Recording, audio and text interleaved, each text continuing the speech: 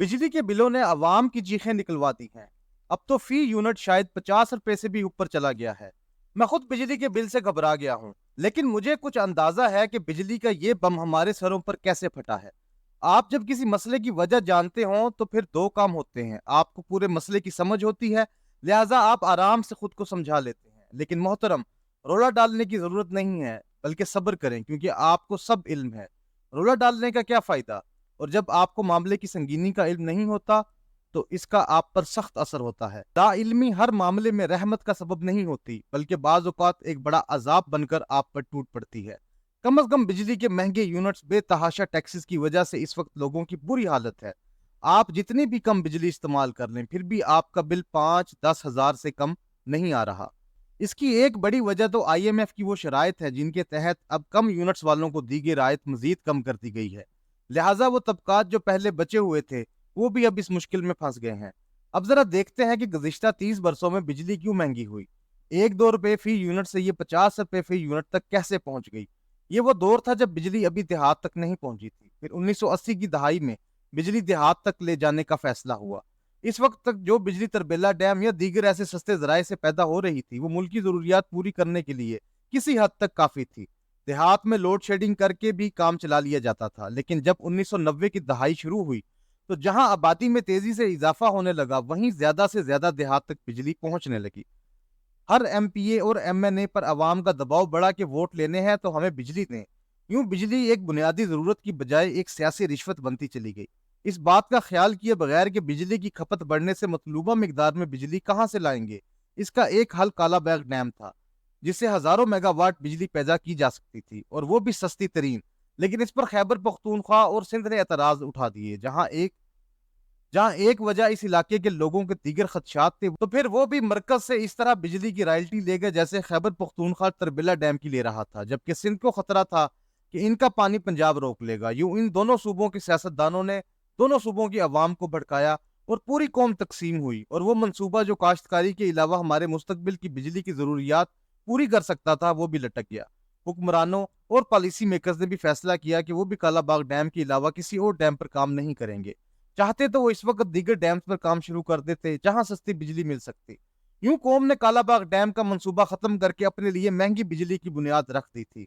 Dam से पैदा होने वाली बिजली का फी यूनिट तकरीबन 50 पैसे फी यूनिट में पड़ना था। जब बिजली हर गांव तक पहुंच गई तो पता चला कि अब सिस्टम में बिजली ही नहीं है। साथ ही रहायशी कॉलोनियों के कल्चर ने सर उठा लिया। अब हर जगह नई नई कॉलोनियां नजर आने लगी। ज़राअत का कल्चर भी बदला। जो खेत कभी कुओं के पानी से सैराब होते थे, अब वहां बिजली के ट्यूबवेल लग चुके हैं, जिससे आपकी ज़रूरी पैदावार तो बढ़ गई, लेकिन साथ ही पैदावारी लागत भी बढ़ी। जिस खेत को कभी बैलों की जोड़ी मुफ्त में सैराब कर देती थी, अब इस खेत को सैराब करने के लिए किसान हजारों रुपए बिल देता है। फिर हर घर में बिजली के बल्ब पंखे भी लग गए। फिर टीवी भी आ गया। पहले बिजली गांव के चंद घरों में आई। इनमें से भी किसी एक बड़े जमींदार के पास टीवी होता था और पूरा गांव इसके घर जाकर टीवी देखता था। फिर हर घर में बिजली, पंखा और टीवी आने लगे।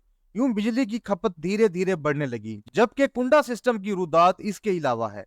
इसी तरह पहले जो खानदान एक घर में रहता था, बच्चे बड़े होने पर से मजीद घरों की जरूरत पेश आई। यही सब कुछ देहात में हुआ। आबादी तेजी से बढ़ रही थी। यूं बिजनेसमैन तबका आगे बढ़ा और इसने आबादी के इस बढ़ते बम को गोद ले लिया। शहरों के करीब जरी रकबों को खरीद कर इन्हें रहायशी कॉलोनियों में बदल दिया गया, जहां लोगों ने बड़ी तादाद में शिफ्ट होना शुरू कर दिया। हर रहायशी कॉलोनी की कामयाबी की बड़ी वजह बिजली और गैस का कनेक्शन था।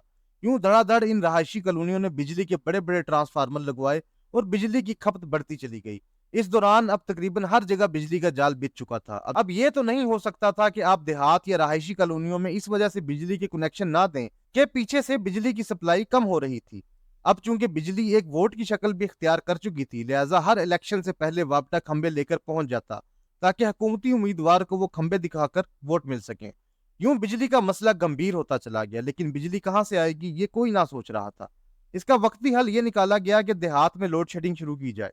देहाती लोग पहले भी खुली फिजा में रहते हैं, वो गर्मियां खेतों में दरख्तों तले गुजार लेंगे, रात को भी खुली फिजा में सोकर गुजारा कर लेंगे, जैसे वो सदियों से करते आए हैं। लेकिन शहरों में ज्यादातर लोड शेडिंग नहीं करनी, क्योंकि वहां वो लोग हब्स और गर्मी बर्दाश्त नहीं कर पाएंगे।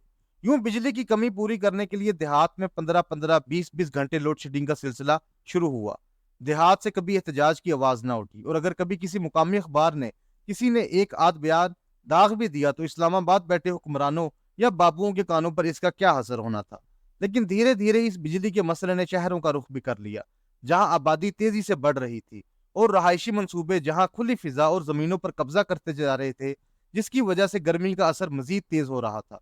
वहीं कच्ची आबादियां भी अपना रंग दिखा रही थी, जहां बिजली चोरी अरूज पर थी। यूं 90 की दहाई के अवाइल में शहरों में पहली दफा बड़े पैमाने पर लोड शेडिंग ने सर उठाया, जिससे हर तरफ शोर मच गया। मीडिया से मुंसलिक अफराद जो देहात में होने वाली लोड शेडिंग पर कान बंद किए बैठे थे, अब जब इन्हें गर्मी महसूस हुई तो इनकी चीखें निकली, तो साथ ही पता चला अब कुछ नहीं हो सकता, क्योंकि बिजली पैदा करने के लिए नए यूनिट्स नहीं लगे, नए डैम नहीं बने जो बिजली पैदा करते।